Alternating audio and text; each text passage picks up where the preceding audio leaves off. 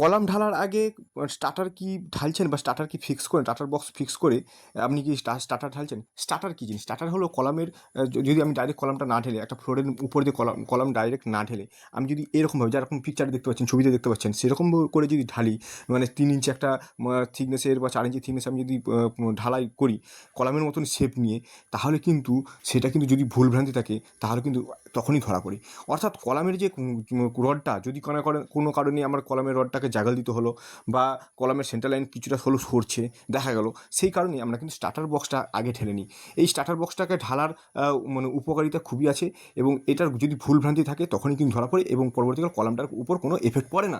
যদি starter box ঠিক থাকে, স্টার্টার ঢালাই ঠিক থাকে, স্টার্টার সেন্টার টু সেন্টার লাইনগুলো ঠিক থাকে, তাহলে কিন্তু কলামের সেন্টার লাইনগুলো ঠিক থাকবে বা পরবর্তীকালে কলামটা ঢালতেও কিন্তু বা ফিক্সড করতেও সুবিধা হবে।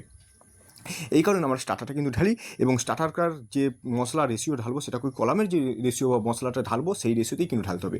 তো এরকম ভালো তথ্যমূলক ভিডিও পেতে অবশ্যই আমার চ্যানেলটিকে সাবস্ক্রাইব করুন এবং যদি ভিডিওটি ভালো লাগে তবে অবশ্যই লাইক করুন, শেয়ার করুন এবং কমেন্ট করুন কোন ধরনের ভিডিও আরও লাগবে।